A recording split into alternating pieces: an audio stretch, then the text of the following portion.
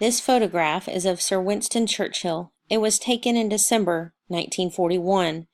This is an image that seemed to sum up his personality as he, once again, was in the middle of a war.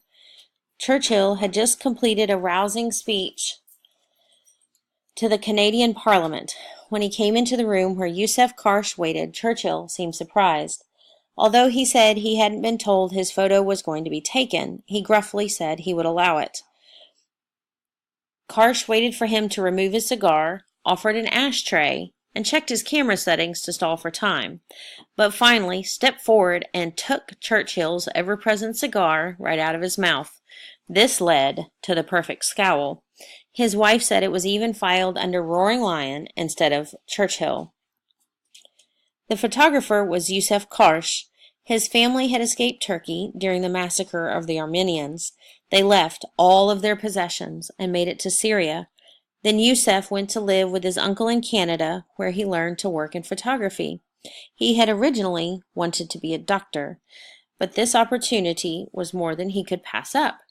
He began building his reputation as a photographer of impressive clientele and publishing in newspapers. He met the Prime Minister, which later led to getting to photograph Churchill. In 1941, he captured this photo of Winston Churchill, and it launched his career. I think Karsh was interested especially in capturing the picture of someone fighting against tyranny based on his own past. Here we see several other photographs of Karsh and some of his famous clientele. There's Judy Garland, John F. Kennedy, and even Albert Einstein.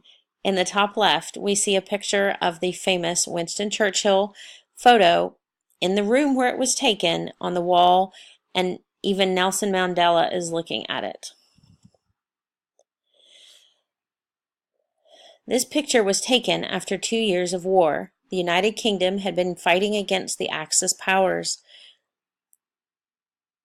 Pearl Harbor had happened weeks before this photo was taken, and the United States had just joined in the war. Churchill knew that winning was possible with the United States finally joining in. The Blitz had taken place in the last year, and here in these photos we see some of the Canadian Air Force. We see people hiding in the London underground tunnels to try and escape the Blitz, and the barrage balloons that were flown over the city trying to protect it. The United Kingdom had been fighting against the Axis powers. Churchill was in Canada to praise their commitment and encourage their continued support. Based on this photo, Karsh was able to photograph most of the well-known people of his lifetime. This is a very formal portrait. His left hand is on his hip. His right hand is on a chairback. He is wearing a tuxedo and standing in front of a wall with paneling. He appears to be gruff and almost growling at us. This photo shows Karsh's signature style of dramatic lighting. In contrast with many of the other war photos we've looked at, this one was completely posed in a safe environment. The space is very shallow, and the figure is framed by the squares in the background. His hand is on his hip and on the chair, which create a triangle pointing to his face. His face is very high in the image so that it looms large in the frame. There's no movement. He looks firm and boldly planted. There is a very deliberate light reflected behind his head to contrast with his dark tuxedo and to highlight his face. Karsh had learned this technique when he worked in the theater. Karsh wanted to capture Churchill with the personality that the world knew.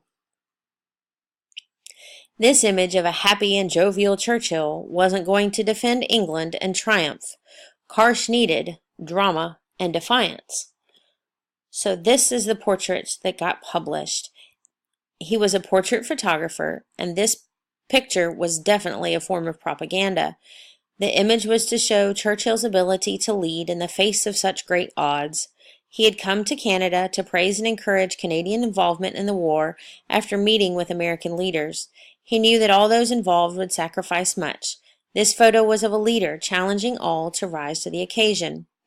This image was printed in newspapers and magazines. It was printed everywhere. Recently, it was even printed on the British £5 note. It is even said to be the most reprinted photographic portrait. This image is powerful because of the expected pose of such a famous person. The world needed the roaring lion at the time. In the chaos of World War II, strength and determination would win the day. America had just been forced to join the war that had been swirling around. Although his pose came about in a humorous way, it was exactly what was needed. Churchill glowers and looks every bit of the strength that the Canadians in Europe were expecting. This photo was one that truly helped launch Karsh's career. It was published widely and helped open doors to photographing in England. On his first trip in 1943, he photographed George Bernard Shaw, the Archbishop of Canterbury, and even the royal family. His photos captured a generation of heroes and legends. Karsh's style of dramatic black and white photos set the standard for portraiture. Every photo captures personality and strength. His sitters look at ease and comfortable.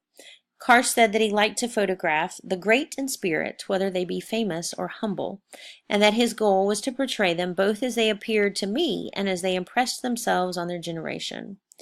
Karsh also encouraged other photographers to learn as much as they could about their sitters. They should do their homework, he called it. This would allow them to put the person at ease and keep a conversation going. He was seen as a kind photographer, which allowed him access to a broad range of sitters.